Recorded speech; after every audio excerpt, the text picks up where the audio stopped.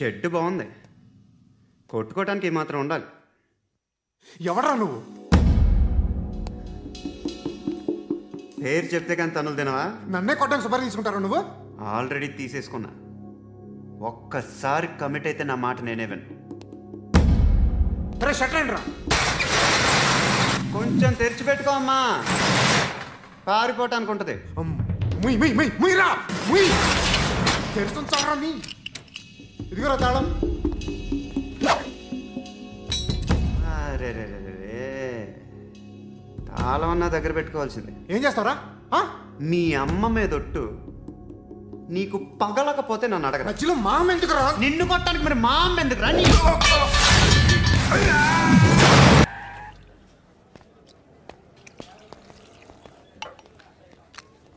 ఇక్కడ పండు అంటే నువ్వు పండు చెప్పు బా. ఎవరు నువ్వు? చొక్కా వదలమంటుంటే పండు కోనే చెప్పు. అనే పండు కట్టుకోవాలా? అవును. ఎవడు కొడితే దిమ్మ తిరిగి మైండ్ బ్లాక్ అయిపోద్దో ఆడే పండుగ. నేనే. ఏంటి కలిసి ఆడి నా పరువు తీసి పారేశారు.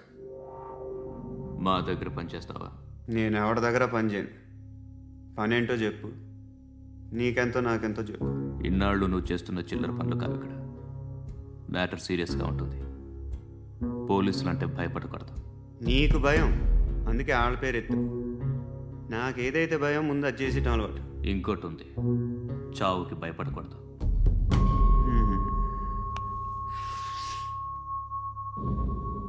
ఈడెవడో మనోడే, నాయక్. ఏ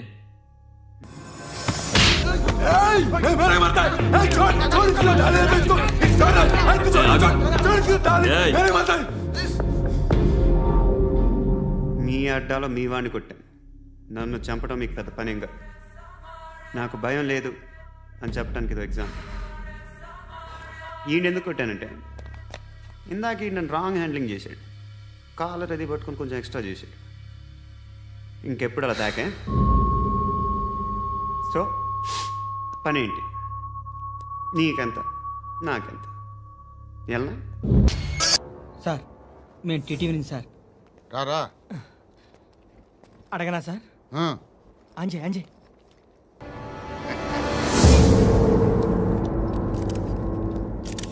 హంత కూడా పబ్లిక్గా టీవీలో మాట్లాడుతున్నాడు, పోలీసులపై ఛాలెంజ్ కూడా చేస్తున్నాడు. దీనికి మీరేమంటారు?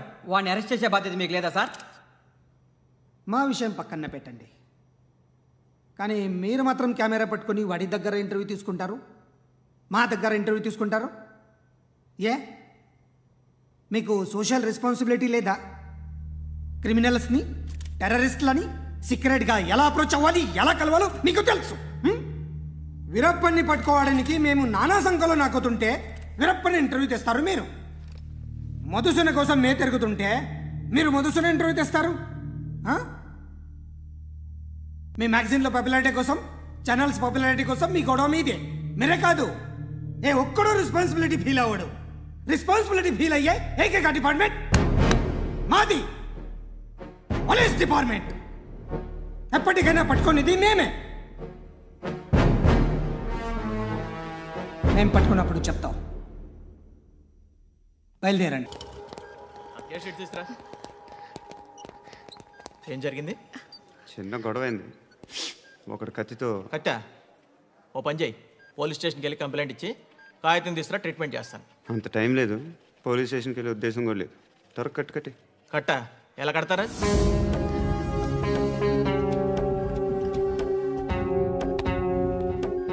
అన్నయ్య బ్లడ్ పోతుంది అక్కడ. అరే నీ కదా చెప్పేది. ఇప్పుడు నువ్వు కంప్లైంట్ ఏమో అన్నావు, వెళ్ళి ఇచ్చొచ్చే లోపల మనిషి పోతే పోతారయ్యా, బట్ మాకు కొన్ని రూల్స్ ఉంటాయి. We need a police complaint, it's a mandatory. అవన్నీ ఎందుకులే కానీ కట్టి. ఏ బెదిరిస్తున్నావా? ఏ ఎవడ్రా నేను బయటికి లాగండిరా. ఎవరో తెలుసా? నేనెవరో తెలుసా? ఏయ్ ఆగు, ఇప్పుడు మన ఇద్దరం పోలీస్ స్టేషన్కి వెళ్దాం. నువ్వు నా మీద కంప్లైంట్, నేను ఆడి మీద కంప్లైంట్ వేస్తాను. తిరిగి వచ్చి ట్రీట్మెంట్ చేసుకున్నావు. ప్లీజ్ నన్ను వదిలే. ఇందాకేదో మ్యాండేటర్ అన్నావు. డబ్బులు ఇస్తే వాళ్ళని కొట్టడానికి వెళ్ళిన వాడివి, వాళ్ళతో కలిసి ఈరోజు నాతో మీటింగ్లో కూర్చుంటావా? నాకెవడైనా ఒకటే, నువ్వు డబ్బులు ఈ నేమ్ అంటే వేసేస్తా. ఓయ్, నీకు నీతి నిజాయితీలు లేవే? అందుకేరా నువ్వంటే నాకు ఇష్టం. చూడు, మీ ఏరియాను మేము టచ్ చేయట్లేదు, మా ఏరియాను నువ్వు టచ్ చేయకూడదు. ఇది నంబర్ 1. ఇక నంబర్ 2, ఈ బండ గణేష్ గారు, వీణ్ణి మాకిచ్చేయాలి. ఏంట్రా, చంపేస్తారా? చంపేస్తారా? వీడు అప్పుడప్పుడు టీవీలో కనిపించేసరికి హీరో అనుకుంటున్నాడు. ఏయ్, హీరోనేరా, హీరో. ఆ విష్ణు బిల్డర్స్కు ఫోన్ చేసి డబ్బులు అడుగుతున్నాడంట. డబ్బులు అడిగాను రా, అయితే ఏం చేస్తా? ఆడికి అలీబాయ్ ఎవరో తెలియదంట. అవునరా, తెలీదు. ఎవడరా అలీబాయ్? ఎవడరా అలీబాయ్? రాయ్ గురు, ఎవడరా అలీబాయ్? గురు बैठो बैठो గురు. ఆడి చేత ఫోన్ చేయించింది నేనే. ఆడికే కాదు, అలీబాయ్ ఎవడో నాకు కూడా తెలియదు. అనయా, ఈ తొక్కలో మీటింగ్లు ఏంటో నాకు అర్థం కావట్లేదు. 10 మంది ఉన్నారు, అందరిని లేపేస్తే ఇంటికి వెళ్ళిపోవచ్చు.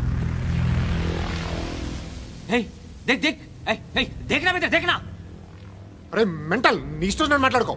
నువ్వు చెప్పు. నీకు బ్రెయిన్ పచ్చట్లేదంట్రా?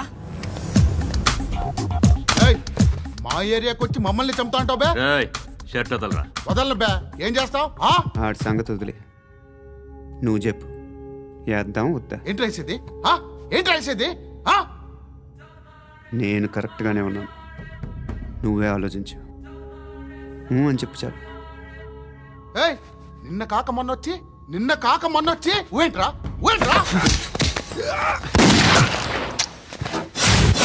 ఎప్పుడు వచ్చావును కాదన్నయ్య, బుల్లెట్ దిగిందా? డ్రింక్లు ఏమైనా తాగుతారా? మీరు జర్నలిస్టులతో మాట్లాడిన ప్రతిసారి ఏదో వెటకారంగా మాట్లాడతారు. ఇది టూ మచ్ సార్. వెటకారం కాదు, సీరియస్. తిన్నామా, పడుకున్నామా, తెల్లరిందా, అందరూ ఇదే కాన్సెప్ట్తో బతుకుతున్నారు. నిన్ను ఎవరెవరో కాల్చుకు చచ్చారు. ఏం జరిగిందో, ఎందుకు చచ్చారో కారణాలు ఇంకా మాకు తెలియవు. మీరేమో నిమ్మకు నిరేతని పోలీస్ డిపార్ట్మెంట్ అని రాసేసి వెళ్ళిపోతారు. కానీ ఇంత వైలెన్స్ జరగడం మంచిదంటారా? మంచిదే. పేపర్లో మంచి మంచి హెడింగ్లు పెట్టుకోవచ్చు, ఎక్కువ పేపర్లు అమ్ముకోవచ్చు. మీ టీవీలో ఈ నేరాలన్నిటి మీద మంచి మంచి ప్రోగ్రాంలు చేయొచ్చు. పసుపు పారాని ఆరక ముందే గొంతు తెగి పడ్డాన్నవ వధువు, కామందుడి కామానికి బలేనా, 10 ఏళ్ల బాలిక, బ్రేక్ తర్వాత చూడండి. ఎంతో ఆనందంగా ఇంట్రెస్టింగ్గా చెప్తారు. ఎలా చంపచ్చో వివరంగా షూట్ చేసి మరీ చూపిస్తారు. జనం కూడా చూస్తారు. టీఆర్పీ రేటింగ్స్ పెరుగుతాయి.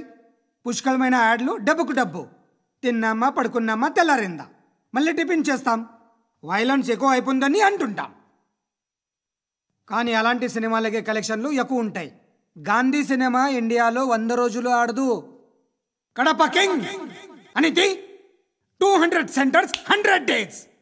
అంటే మీరు వైలెన్స్ ఎంకరేజ్ చేస్తున్నారా? ఎవరు నువ్వు? ఉషోదయం పత్రిక సార్. లారీ ఢీ ముగ్గురిఠా అని హెడింగ్ పెట్టింది నువ్వేనా? చచ్చి వాళ్ళ కుటుంబం అంతా ఎడుస్తుంటే నీకు ప్రాస్ కావాలా? ఎవడు? Hi uncle. మీ అక్క ఎదురా? ఎప్పుడు ఇంటికి వెళ్ళిపోయింది. ఫోన్లో నువ్వన్నా వచ్చావు. మీ అక్కను ఒకసారి ఫోన్ చేయమని చెప్పరా. ఫోన్లు కూడా చేసుకుంటున్నారా? ఈ మధ్య మొదలైందిలే. అయితే చెప్తా. బాగున్నావురా? నాకు చిన్న డౌట్ రా. ఫ్యూచర్లో మీ అక్క కూడా నీ సైజ్ అయిపోతే నా పరిస్థితి ఏంట్రా? అయిపోతే మొత్తం ఏం చేస్తాం, మన చేతిలో లేదు. అంతేలే. డబ్బాలో ఏంటి? ఉప్మా. ఫ్యామిలీ మొత్తం ఉప్మా తిని బతికేస్తున్నారా నాన్న?